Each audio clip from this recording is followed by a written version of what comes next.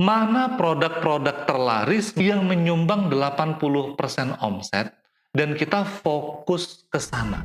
My Coach, the great online business coaching. Assalamualaikum warahmatullahi wabarakatuh, Bapak Ibu semuanya. Alhamdulillahilladzi binikmatihi tatimmus sholihat. Kita bertemu lagi di forum yang kita tunggu-tunggu setiap malam Selasa, ya, itu Tunas, bantu UMKM naik kelas. Cuman hari ini agak beda sedikit nih, hari Rabu ya.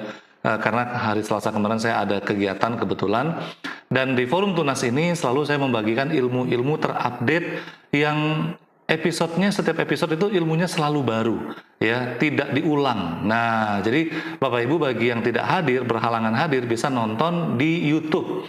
Nah, materi ini sendiri ini terbukti sudah melahirkan banyak pengusaha-pengusaha sukses. Alhamdulillah hasil binaan kami, tentunya dengan izin Allah.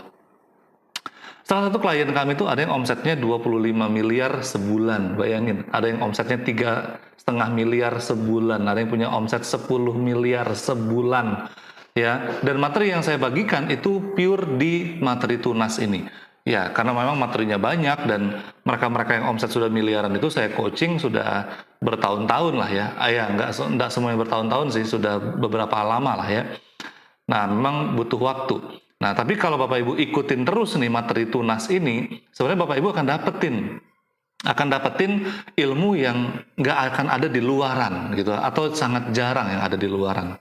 Nah, sehingga Bapak Ibu bisa fokus sekarang, ambil catatannya, ambil bukunya, siapkan teh manis atau cari posisi duduk yang paling nyaman, dan kita akan mulai membedah yang paling konsep di antara semua yang paling konsep, ya. Nah, baik. Saya akan mulai dulu, ya. Saya akan mulai berbicara satu pondasi atau fundamental dalam bisnis, ya, yaitu hal yang sedikit akan memberikan dampak yang besar. Nah, ada dalam sebuah hukum, dalam hukum bisnis ada yang disebut dengan hukum Pareto. Hukum Pareto. Iya. Karena memang orang yang menemukannya namanya si Pareto ini ya. Nah, hukum Pareto mengatakan 20% usaha kita itu berdampak terhadap 80% hasil. Wah, kok bisa coach? Iya. Ya, begitu luar biasanya dampak dari hukum Pareto ini. Jadi hukum Pareto ini mengatakan bahwa sedikit usaha, bukan sedikit usaha, tapi usaha yang paling inti banget, itu memberikan hasil 80%. Sebaliknya, kalau gitu, 80% usaha kita itu hanya berdampak, ya, dampaknya 20%. Izinkan saya kasih contoh, ya.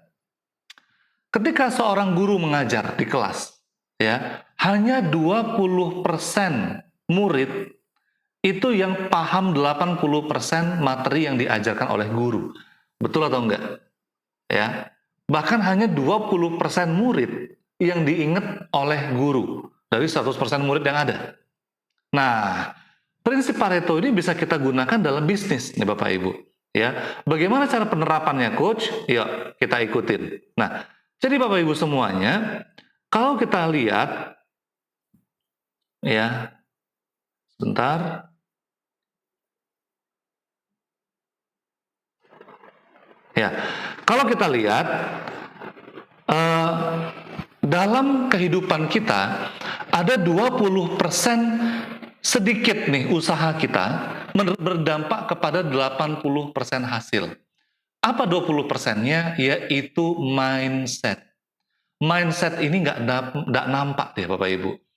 Mindset itu nggak kelihatan, ya. Apalagi ya, karena mindset ini mendasari dari semua yang kita lakukan.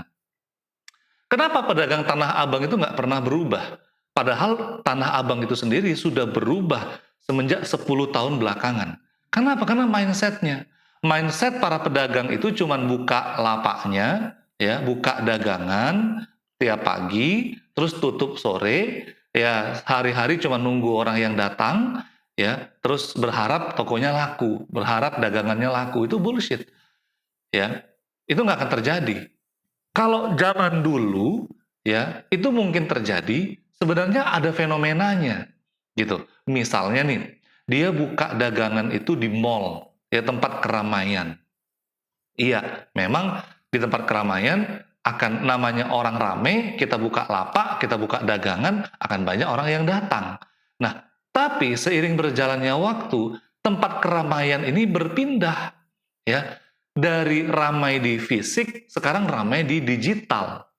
Sebenarnya dagangan ya fisik itu juga masih rame sebenarnya. Nah, ini kembali lagi kepada mindset, di mana dia bisa mencari tempat yang rame tadi untuk jualan, misalnya di bazar, ya. Tapi di bazar kan kita daftarnya bayar, coach. Itu lagi mindset lagi, kembali lagi mindset lagi nih Bapak Ibu. Aduh, saya ikut coaching tapi kan bayar, ya. Aduh, saya mau ikut training, tapi kan bayar. Lagi-lagi mindset. Nah, uniknya nih, mindset ini menghasilkan sebuah sikap. Karena mindsetnya tadi pengen gratisan, akhirnya sikapnya juga mencari yang gratisan. Ketika melihat yang bayar, ada skeptis dulu. Kami ini kan cuma UMKM kecil, ya omset juga kecil. Karena mindsetnya terus kecil, sikapnya kerdil, melahirkan sebuah aksi. Aksinya pun ya terbatas, actionnya terbatas. Aksi ini yang diulang-ulang membuahkan hasil, gitu. Karena dari mindsetnya, coba perhatikan, mindsetnya kerdil, sikapnya kerdil, aksinya ya terbatas di situ-situ aja, ya cuma nunggu pembeli, hasilnya pas-pasan. Hasil ini juga menguatkan mindset lagi. Jadi ini seperti lingkaran setan, ya. Dan ini nggak nampak bahayanya nih Bapak Ibu. Bahayanya nggak nampak, dia cuma 20%. Jadi apa yang membedakan kita dengan pengusaha besar? Mindsetnya. Saya punya klien saya ini coachnya saja, itu ada 3. Saya itu cuma salah satu dari coachnya dia. Dia punya coach khusus branding, dia punya coach khusus keuangan, saya mengisi di bagian sistemasi dan marketing, gitu ya. Nah, dan dia masih banyak lagi investasi di SDM-nya. Dia berani meng-hire orang-orang bertalenta. Duh, dia kan kuat modalnya. Enggak, siapa bilang? Ya, dia hanya punya mindset, saya mau menahan kesenangan sementara. Yang seharusnya dia udah bisa beli rumah, yang harusnya dia udah bisa beli mobil, yang harusnya dia bisa liburan ke luar negeri, dia tahan kesenangannya sementara. Ini apa? Ini mindset. Ini mindset. Ya, tahun ini saya liburan, kalaupun liburan ya dalam kota dulu lah. Hasil keuntungan ini saya investasikan lagi di dalam bisnis saya. Saya rekrut orang yang profesional. Orang yang profesional tentunya butuh gaji yang juga profesional. Tapi kan hasilnya, wah, bisa signifikan. Ya, coach yang profesional juga menghasilkan hasil yang profesional yang fantastis juga. Bayangin, salah satu klien saya itu omsetnya naik 4 kali lipat di dalam kondisi pandemi. Ya, namanya Pak Budianto. Ya, mungkin ini Pak Budi ikut ya di webinar hari ini. Nanti bisa kenalan dengan beliau gitu ya. Padahal beliau itu dagangannya itu di desa Panulisan ya. Desa Panulisan itu di Cilacap. Itu bukan Cilacap kota lagi ya. Apa barang dagangannya cuma dagang kelontong. Yang bikin saya salut adalah beliau berani investasi, ikut coaching gitu kan ya. Ya tentunya ya dikasih harga diskon lah gitu kan. Ya saya juga mikir-mikir juga kan, masa iya pedagang kelontong saya kasih tarif yang sama dengan mereka yang omsetnya miliaran gitu kan ya. Ya itu tapi hitung-hitungan bantuan lah ya. Tapi saya nggak nyangka, jujur saya nggak nyangka bantuan kecil yang saya berikan itu berdampak luar biasa. Omsetnya sampai naik 4 kali lipat. Dan dalam waktu singkat dia jadi punya 3 cabang kalau nggak salah saya. Nah, ini apa? Ini berawal dari mindset. Nah, jadi Bapak Ibu, hati-hati dengan pikiran kita. Ya, kita adalah apa yang kita pikirkan. Kita adalah apa yang kita pikirkan. Pikirkan. Pernah nggak sih kita terbesit begini? Kok hari ini rasanya malas banget ya? Hari ini kok aduh pegel ya badannya. Terus tiba-tiba semuanya tuh jadi pegel, tiba-tiba badan ini agak-agak sumeng-sumeng, meriang gitu kan ya. Terus tiba-tiba rasanya situasi ini nggak mendukung aja. Pengennya istirahat dulu lah. Hari ini akhirnya bablas istirahat. Nah, gitu juga ketika kita bangun ya, sholat subuh walaupun berat rasanya, dipaksain deh. Ya, ini hidup sementara ya, ini aku harus bangun ya, walaupun badan agak kurang enak tapi ambil wudhu dengan kondisi dingin mungkin gitu ya. Terus dipaksakan olahraga, taunya hari itu tuh jadi hari yang semuanya tuh banyak yang beres gitu ya, banyak tuntas gitu. Iya bener, kita adalah apa yang kita pikirkan. Kalau yang kita pikirkan masalah, yang datang ya masalah gitu. Makanya banyak pengusaha itu mereka punya thinking time, waktu untuk berpikir. Ya, dia keluar sebentar dari aktivitas rutinnya itu untuk berpikir, ini sebenarnya saya udah di jalur yang tepat belum sih? Ini saya sudah ada di bisnis saya ini koridornya udah pas belum sih? Atau ini kehilangan fokus? Karena apa Bapak Ibu? Mengacu kepada hukum 80-20 tadi.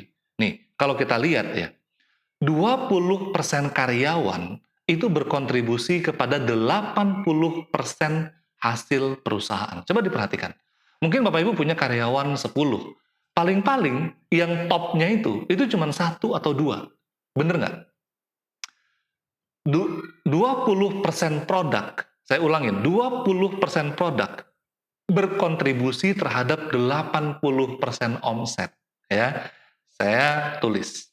Ya, 20% produk itu berkontribusi kepada 80% omset. Bagi Bapak Ibu yang bisnisnya retail, nih, yang jualannya macam-macam, ya, mungkin di sini ada Pak Herman ya, yang jualannya minuman kekinian, itu kan banyak menunya. Atau Bu Widya yang lebih banyak lagi jualannya ya, jualan bahan-bahan kue, alat-alat kue, alat-alat untuk membuat kue begitu ya. Coba sekarang didata, diurutkan. Mana produk-produk terlaris, mana produk-produk yang menyumbang 80% omset, dan kita fokus ke sana. Kenapa? Karena ada 80% produk yang cuma menuhin, yang cuma menimbun uang kita di situ. Akhirnya uang kita ngendep di situ.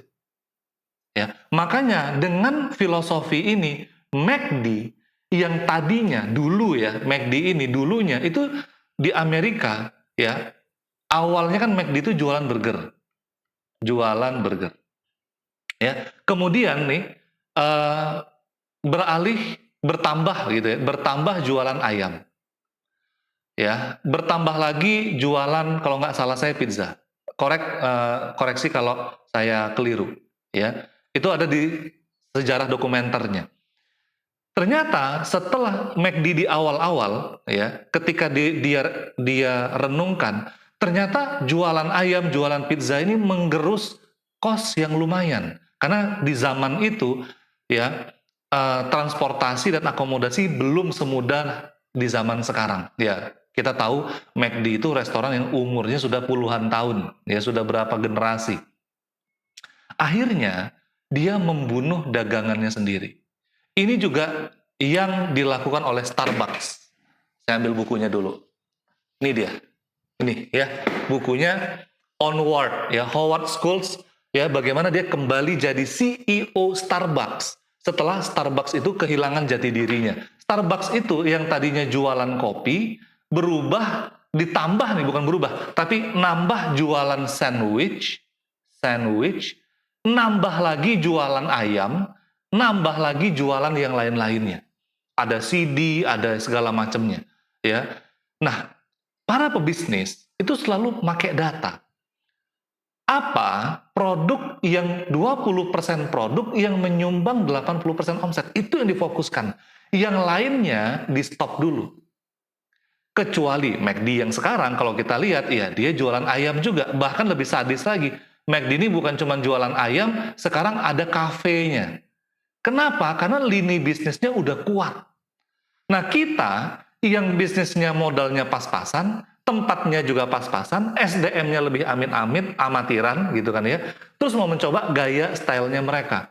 Ya, buka ini tambah menu ini, tambah menu itu, jualan apa kata konsumen diikutin, nggak pakai data. Akhirnya apa? Modal itu tertimbun di 80% produk ini. Nah, jadi itu ya. Jadi pelajaran yang bisa kita ambil malam hari ini adalah apa yang bisa menjadi fokus kita. Begitu juga dengan keseharian kita. Kita punya 24 jam nih Bapak Ibu, 24 jam. Dari 24 jam ini, percaya sama saya, ya insya Allah 20% agenda kita ini yang menyumbang ya 80% hasil.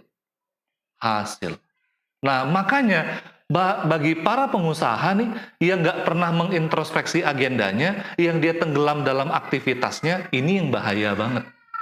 Ini yang bahaya banget. Ya, bangun pagi cuma sekedar rutinitas. Ini yang saya ceritakan kenapa para pedagang itu gitu-gitu aja dari tahun ke tahun. Karena dia nggak pernah introspeksi, dia nggak pernah melihat sebenarnya mana agenda saya yang penting, mana agenda saya yang urgent, mana agenda saya yang nggak penting, mana yang bisa didelegasikan.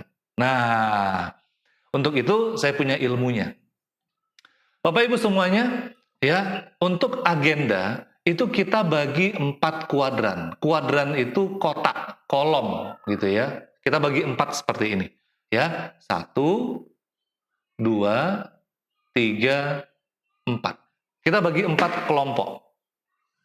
Kelompok pertama yang sebutannya adalah urgent. Urgent. Gitu ya. Oke, maaf, ini ada bunyi-bunyi. Saya mute dulu. Siapa ya? Oke, nggak ada ya. Oke, baik. Bapak Ibu bisa mute dulu ya, karena ini direkam.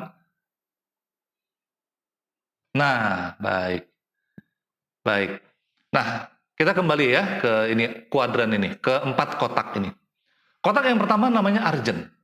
Kotak yang pertama ini adalah berisikan agenda yang penting dan juga mendesak. Mendesak.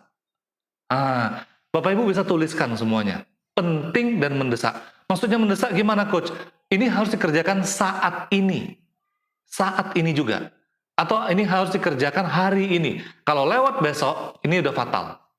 Oke? Yang kolom kedua, ada kolom namanya kolom prioritas. Prioritas. Prioritas ini, dia sebenarnya penting, tapi tidak mendesak. Penting, tapi tidak mendesak. Mendesak. Oke, ya. Penting tapi tidak mendesak. Contoh nih misalnya, Bapak Ibu mau menyusun SOP. SOP itu kan penting banget ya, tapi nggak mendesak. Gitu. Oh, masih bisa ditunda nih. Ya. Tapi kalau nanti tidak penting tapi tidak mendesak, tidak dikerjakan, lama-lama dia jadi penting dan mendesak. Nah, kalau penting dan mendesak, kita ngerjain SOP dadak-dadakan, hasilnya SOP-nya nggak maksimal. Hasilnya SOP-nya terlalu kaku dan nggak bisa dipakai juga akhirnya. Ya. Nah, yang ketiga adalah daerah delegasi. Namanya, delegasi. Ya. Delegasi ini apa? Dia sebenarnya tidak penting, tapi sangat mendesak. Wah, ini kalau saya biasanya tuh bayar pajak motor, bayar pajak mobil, terus ngerjain apa ya. Bagi saya misalnya nganter anak sekolah gitu ya, atau jemput barang atau apa. Dia nggak penting tapi mendesak, harus dikerjakan saat itu. Ya. Ya kalau ya saya kan menganut anak homeschooling lah gitu ya. Anak saya homeschooling, bahkan saya buka sekolah sendiri khusus buat anak saya. Dan saya menganut bahwa anak itu nggak penting sekolah, yang penting dia belajar, gitu. Jadi bagi saya untuk ngantar jemput anak tuh bisa didelegasikan. Kalau nggak diantar, itu anak bisa nggak sekolah, kan begitu ya. Atau nih ada barang konsumen yang itu konsumennya udah beli, kan nggak harus kita yang ngantar, bisa kita delegasikan, gitu. Nah, bahayanya adalah kalau kita nggak pernah memetakan semua ini. Yang lebih parah lagi apa? Ini yang nomor 4, namanya kolom eliminasi. Eliminasi. Ya, sudahlah tidak penting, tidak mendesak pula.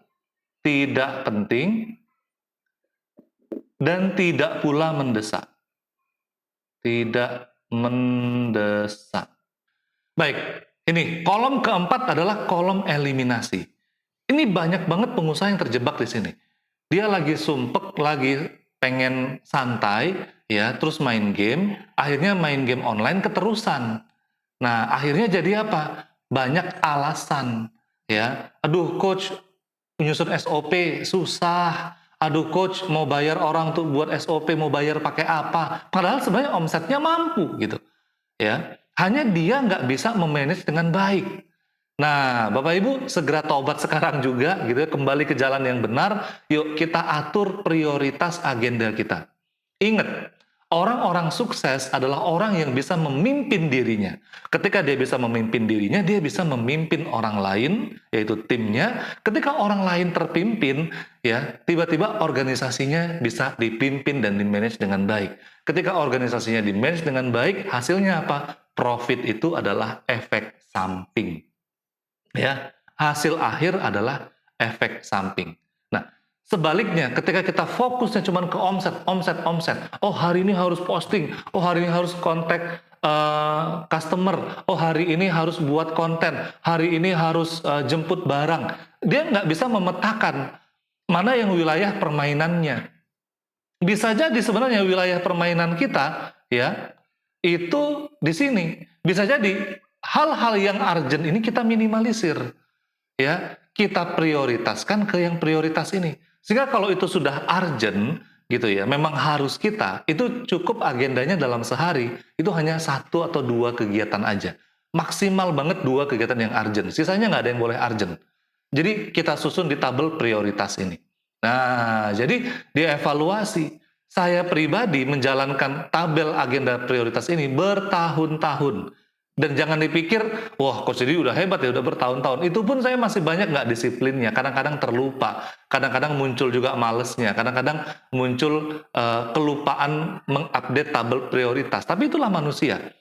Ketika kita nggak bisa konsisten, bukan berarti kita nggak bisa. Ketika kita udah inget lagi, ketika kita sudah kembali ke semangat kita lagi, ya udah inget konsisten lagi, gitu. Ya, jangan ketika udah terlewat, ya udah saya bablas, ya udah ngikutin kemana alur kemana angin berhembus gitu ya, itu kacau balau betul Bapak Ibu. Nah, jadi Bapak Ibu semuanya, ini yang kita pelajari hari ini adalah hukum Pareto namanya, ya. Hukum Pareto ini 20% usaha memberikan 80% hasil. Yuk kita praktekkan ya di bisnisnya kita. Jadi cara menaikkan omset gampang ya. Sekarang setting pikiran kita untuk omset itu naik. Ya, mindset kita ini mindset profesional. Ya, jangan takut merekrut yang profesional. Jangan takut membayar lebih, berinvestasi lebih ya. Karena apa? Karena itu kan kembali ke kita juga. Coach, saya kan nggak punya uang, saya nggak punya dana. Saya sering mengatakan, sebenarnya tuh kita punya. Cuman masalahnya kita berani apa enggak? Mungkin ada aset yang nggak kita gunakan. Mungkin kita punya rumah, ya ada 1 rumah gitu. Atau mungkin kita punya kendaraan, atau kita punya laptop, atau kita punya apa yang nggak terpakai. Kita berani nggak jual itu untuk menambah ke modal kita? Atau kita berani nggak open investor? Untuk supaya masuk dananya itu kita manage dengan baik di bisnis kita dengan profesional. Salah satu klien saya itu dapat investasi yang luar biasa, ratusan juta, dan bisnisnya berkembang dengan sangat baik. Kenapa? Karena di-manage dengan baik. Pembukuannya di-manage dengan baik, SDM-nya di-manage dengan baik, baru akhirnya dia berani open investor dan luar biasa. Gitu ya. Nah, Bapak Ibu semuanya, ketika tadi, sekali lagi, ketika kita mau menaikkan omset, fokus kepada 20% produk kita. Nanti kita data nih, ya misalnya nih, gitu ya, di bisnisnya Bapak Ibu, saya kasih contoh aja, misalnya bisnisnya jualan bahan kue. Jualan bahan kue. Itu kan ada 4.000 lebih jenis item produk. Nah, item produk ini diklasifikasikan dulu berdasarkan tipenya. Mungkin tepung, gitu kan ya. Atau mungkin apalagi gitu ya, alat-alat gitu kan ya, atau bumbu-bumbu gitu misalnya. Ini contoh saja gitu ya. Nah, setelah kita cek, ternyata yang mensupport paling besar itu ada di tepung misalnya. Ya. Nah, ditajamkan lagi tepung mana yang support omset yang paling besar. Nah, itu yang menjadi tumpuan kita. Itu yang kita fokuskan. Gitu ya. Nah, sehingga energi kita, modal kita fokus ke tepung tadi dan ini akan menaikkan omset kita. Gitu. Yang lainnya itu kita kurangin secara bertahap. Gitu. Ya, atau kita jaga batasannya. Nah, kalau kita lihat brand besar ya, itu mesti produknya sedikit. Produknya kecil. Contoh, kita lihat ya, ini kita tidak membedah masalah Yahudi, kita mau boykot produk Israel ya, itu lain cerita. Ya, saya hanya kasih contoh perusahaan Danone, ya, produk Danone di Indonesia apa saja.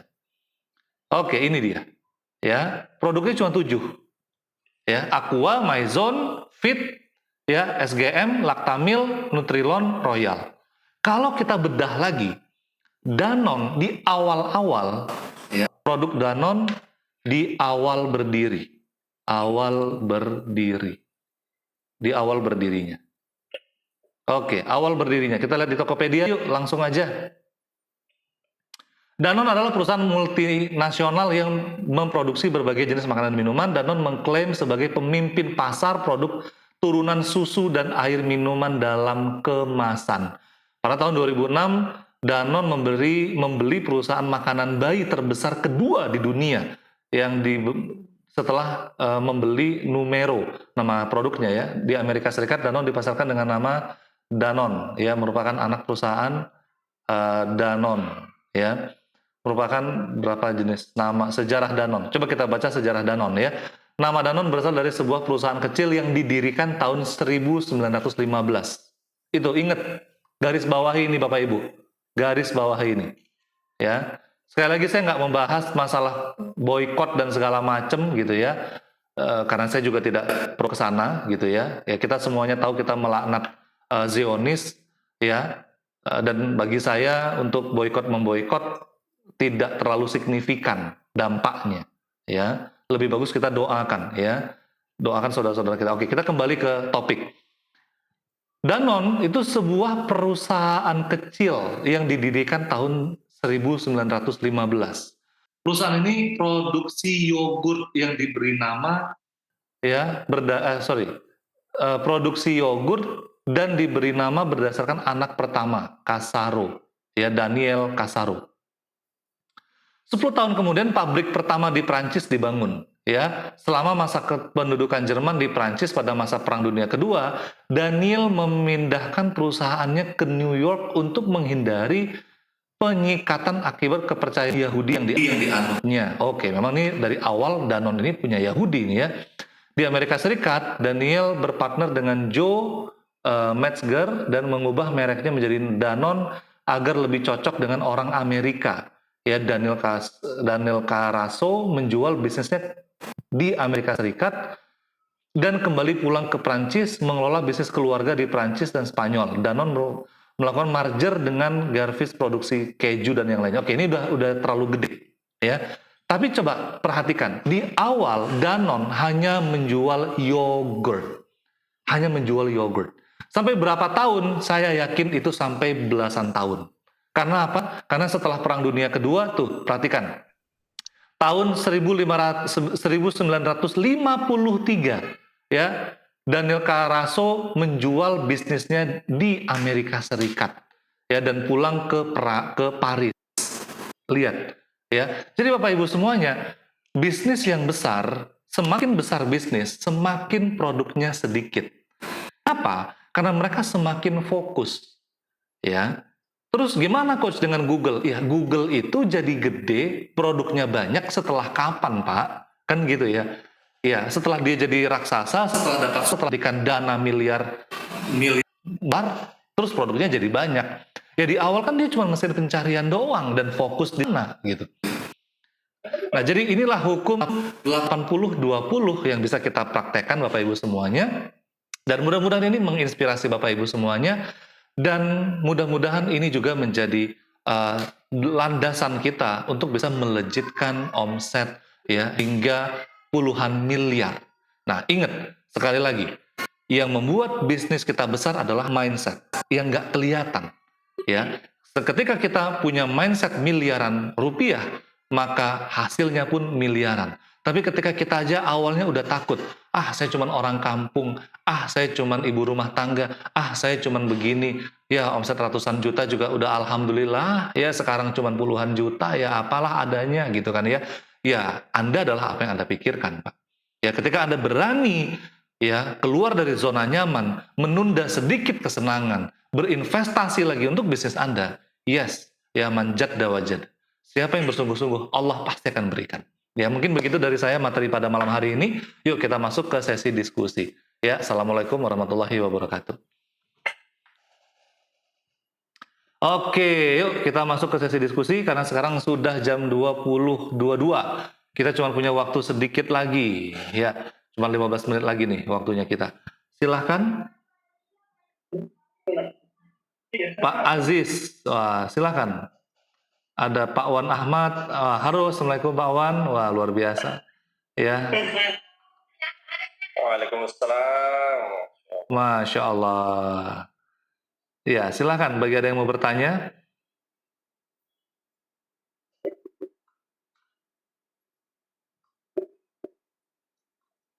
Kelihatannya Pak Aziz nih ya mau bertanya ya. Sudah nyalakan mic. Ada Bu Uut Tias. Ini kayaknya baru masuk apa mic-nya. Silakan Bu Melani. Coach. Ya, waalaikumsalam Bu Melani. Ya. Ya, ini yang mau nanya kemarin untuk mengenai apa yang surat perjanjian itu loh. Kalau Kenapa surat perjanjiannya? Ngambil yang freelancer. Iya.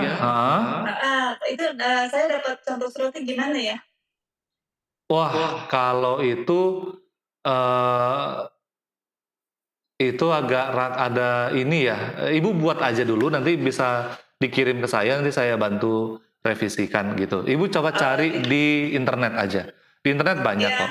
Cuman saya nggak bisa ngasih contoh karena itu ada milik klien kami gitu kan ya, contoh suratnya. Okay. Saya udah terapin sih yang tadi yang coach yang udah pilar-pilar 4 itu memang saya sudah terapin, dan ada beberapa yang sudah saya coba delegasikan. Contoh kayak sosmed, saya akhirnya harus hire yang freelancer aja untuk bikin konten untuk aliran sosmed. Wah, keren. Jadi tadi udah deal sih ya, kayak ada satu brand yang memang saya nggak bisa pegang gitu kan, kayak gaji dulu dilepas. Jadi saya ngerjain yang satunya lagi. Kalau untuk advertiser udah kemarin udah sempat tinggal deal-dealan aja, udah emang sesuai dengan yang saya butuhkan CPAS. Cuman mintanya lumayan cukup besar sih ternyata untuk budget iklannya, tapi alhamdulillah cobain aja dulu ya. Yes. Mudah-mudahan desktopnya gitu harus sih. Berani Bu, harus berani, harus berani. Iya, harus benar-benar. Mungkin kemarin mindsetnya masih ini banget. Kemarin udah coba beraniin diri, ya udahlah Bismillah aja. Bismillah. Dan saya yakin ya awal-awal itu mesti hasilnya belum seperti yang kita bayangkan ya. Bu, coba baca tentang Coca-Cola. Saya punya buku yang bagus banget tentang sejarahnya Coca-Cola ya. Namanya Emotional Marketing. Sorry, mana ya bukunya ya? Emotional Marketing, karya Mark Gobey. Itu baca bukunya aja butuh effort karena nggak mudah membacanya. Sorry, nggak ada Leaders, nanti deh saya cariin ya, Mark Gobey. Oke. Nah ini dia, Emotional Branding. Nih ya, saya tunjukin ya di kamera ya.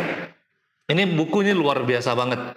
Bagaimana Coca-Cola ketika di awal-awal ya meluncurkan produknya, mereka membuat sebuah event peluncuran produk.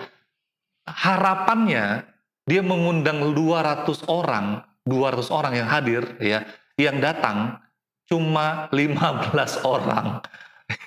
Cuma 15 orang. Bayangin ya. Ketika di awal-awal meluncurkan Coca-Cola. Karena ketika itu orang nggak kenal dengan minuman soda gitu loh. Ya, Ibu bayangin sudah menyiapkan panggung ya dengan kursi yang banyak gitu kan ya. Harapannya undangan ini ada 200 orang, yang datang cuma belasan orang. Itu kan sedih banget ya. Tapi kemudian dia nggak menyerah gitu. Nah, awal-awal namanya kita baru belajar tuh ya, sama kayak anak kita juga belajar berjalan kan.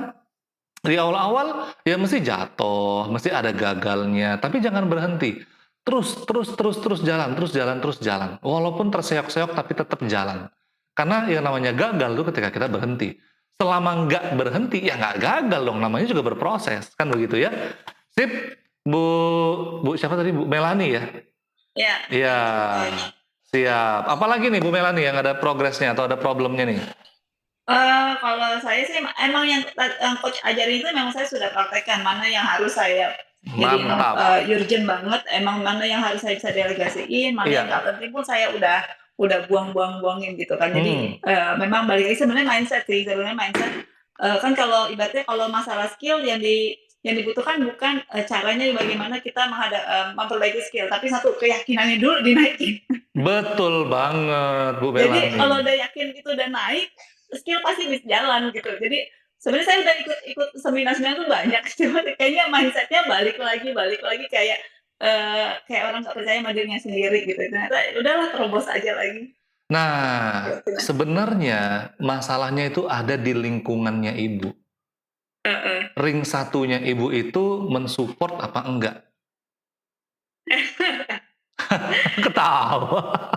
Iya kan? Karena dunia kerjanya ruang lingkupnya kecil, ya jadi memang komunitasnya ya saya cuma punya komunitas ya tadi aja kayak Mbak Dian tuh komunitasnya Nasuha. Jadi Iya. memang saya punya komunitas yang, untuk di bidang pekerjaan saya belum menemukan gitu, jadi yang sesama ininya gitu. Tapi kalau untuk di Iya. luar itu ada gitu. Jadi kayaknya, ya sudahlah, jalanin dulu aja, cobain Iya. gitu ya. Jadi, bismillah aja.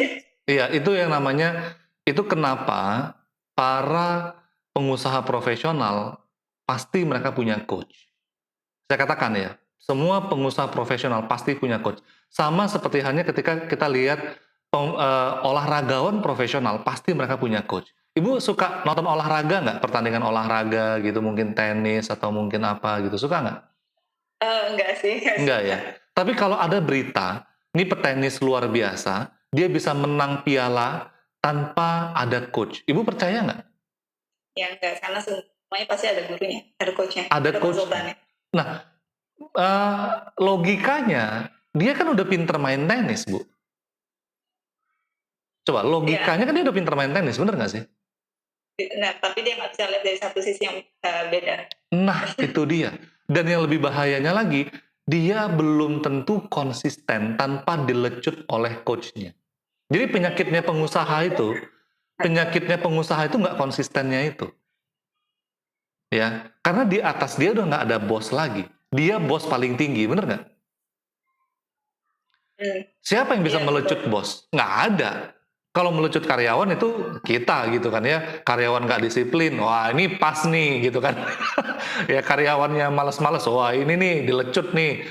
Karyawan nggak perform sekian bulan, udah bye-bye. Tapi yang melecut si bos siapa? Yang menantang si bos ini siapa? Yang mengarahkan si bos ini siapa? Kalau itu nggak ada, waduh, taruhannya bisnis kita. Sebenarnya musuhnya balik lagi dirinya sendiri. Nah, itu kelemahan kita. Kita tidak bisa terus konsisten membimbing diri kita. Karena akan ada masanya di mana kita lengah, kita lemah, kita nggak berdaya, dan mungkin itu lagi males. Atau mungkin itu lagi apa ya, lagi nggak pede gitu. Nah, Iya, iya. ya. Begitu Ya. Ibu, ya mudah-mudahan lancar bisnisnya ya. Amin, amin, amin. Amin. Baik, Ya, itu kasih dari coach. sama-sama Bu Melani. Ya, itu dari Bu Melani. Siapa lagi nih yang mau bertanya? Silahkan. Baik coach, saya yang mau bertanya coach. Halo Bu Siti, Masya Allah, luar biasa Bu Siti nih. Masya Allah. Jadi ini coach, lagi-lagi mungkin problem kita itu masih di seputaran karyawan juga. Maksudnya itu untuk saat ini memang kita ada sedikit peningkatan. Hanya saja saya ingin bertanya sama coach itu tentang kriteria untuk karyawan yang mumpuni atau yang bisa bekerja sama dengan tim itu boleh dikasih tahu ciri-cirinya atau saran dari coach itu seperti apa? Seperti itu coach. Baik, baik, baik. Ibu bermasalah dengan karyawan ini, berapa persen karyawan yang bermasalah ini, Ibu?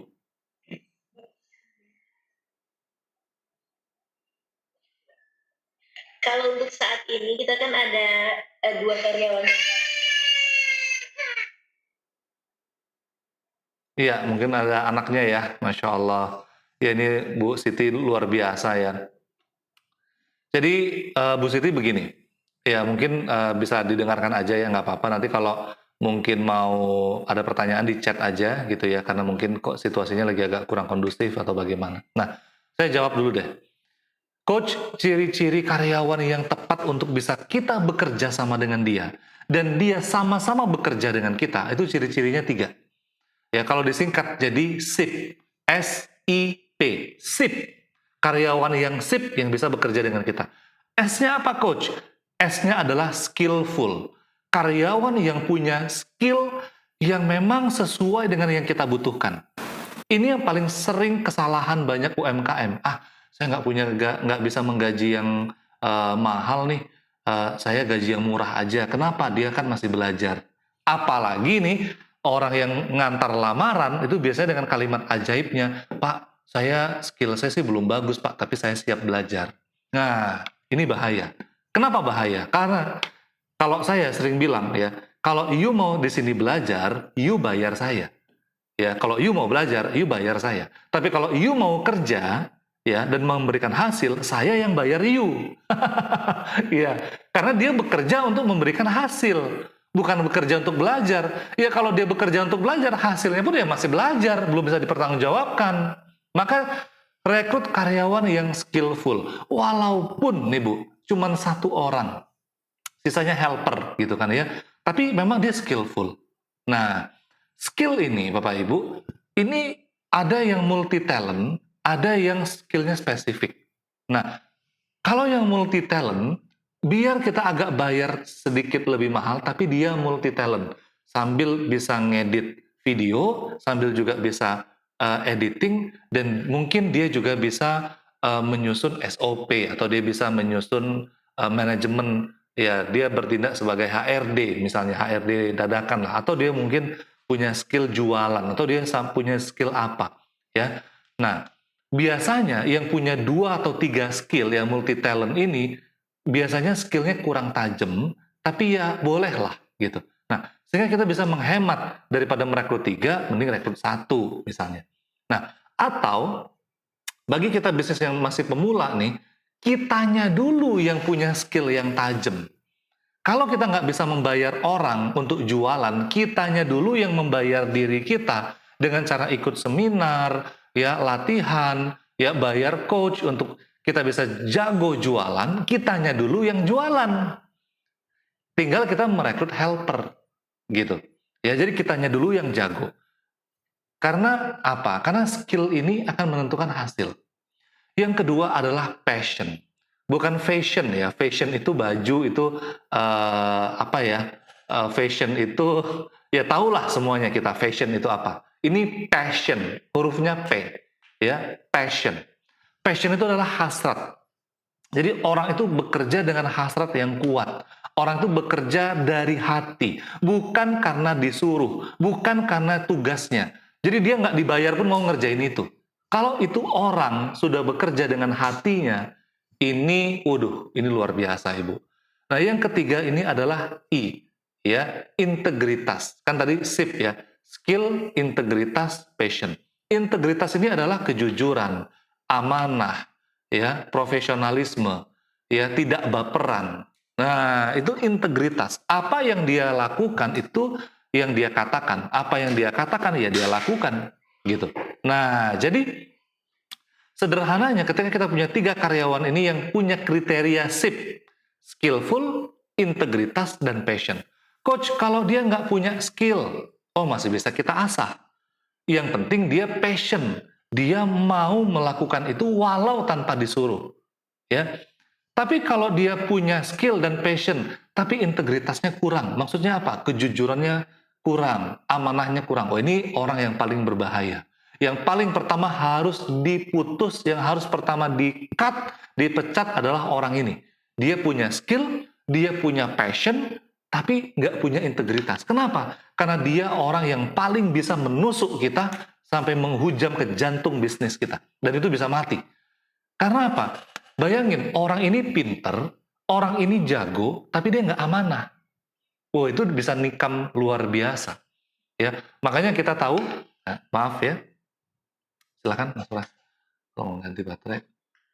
Ya, makanya nih, ya saya ada ketemu kasus berita yang viral. Ada sosok karyawan toko yang gelapkan uang 1,3 miliar. Ya, dan dia hidup hedon, jalan-jalan ke Bali, ya, beli mobil secara cash, dan ternyata dia adalah orang kepercayaan dari yang punya toko itu. Ya, dia manajer tokonya. Ini yang saya bilang tadi, orangnya punya skill, bahkan dia punya passion, tapi nggak punya kejujuran. Ya, dan hilang uang 1,3 M itu bukan sebulan 2 bulan, ternyata sudah bertahun-tahun. Ya, sudah bertahun-tahun. Nah, jadi ini Bapak Ibu, kriteria 3 kriteria ini yang harus dicari. Nah, gimana cara mencarinya? Mungkin kita akan bahas di lain sesi ya, bagaimana cara merekrut karyawan yang tepat, cepat, sesuai dengan posisinya. Nah, ikuti terus di sesi tunas berikutnya. Ya, baik. Mungkin itu dulu yang bisa saya bagikan pada malam hari ini. Ada yang, ini ada yang mau bertanya, ya Bu Ami. Waktu kita sudah tinggal sedikit. Ibu Ami, Coach saya izin bertanya. Saya jalankan reseller, dapat berapa persen dari produk? Misalnya 10%. Apa bisa dijadikan bisnis dikembangkan apa harus produksi produk sendiri dan awal maaf Coach nggak bisa diaktifkan suaranya. Ya nggak apa-apa Bu Ami, saya udah paham pertanyaannya. Dan produk orang yang saya jualkan ini rame, punya reseller juga dari produk itu. Nah, ini Bu Ami sudah di jalur yang tepat Bu Ami. Jadi gini, banyak pengusaha itu ya, itu sibuk mikirin, aduh saya mau jualan produk apa ya? Saya harus bisa produksi barang saya sendiri. Salah. Ya. Bisnis itu tentang jualan. Ya, Anda harus jago jualan dulu. Nah, ketika Anda nggak punya produk, itu kesempatan Anda jadi reseller. Mungkin Anda dapat 10% atau mungkin dapat 5%. Syukur-syukur jadi reseller yang marginnya lumayan, ada 20% ya. Ada loh reseller yang marginnya lumayan gede. Nah, Anda cukup jualan produknya dia, tanpa disibukkan dengan embel-embel produksi dan segala macam, Anda bisa fokus jualan. Nah, ketika skill jualan Anda sudah 4 jempol itu 2 jempol tangan, 2 jempol kaki, gitu ya, 4 jempol, ya Anda bisa menghasilkan omset, let's say 20 juta, 30 juta sebulan, Anda kan tinggal ganti ke produk Anda. Nah, gitu ya Bu Ami ya. Jadi, ketika Anda baru pengusaha pemula, jangan disibukkan dengan produksi, karena produksi itu satu lini lagi. Anda fokus aja jualan dulu, Anda bangun database, Anda bangun sistem penjualan. Coach, tapi ini banyak juga saingan saya. Ya, Anda jualan produk Anda pribadi pun saingannya juga banyak gitu.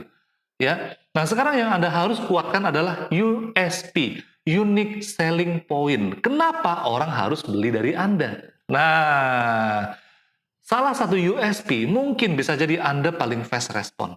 Atau USP-nya adalah Anda yang paling lengkap stok barangnya.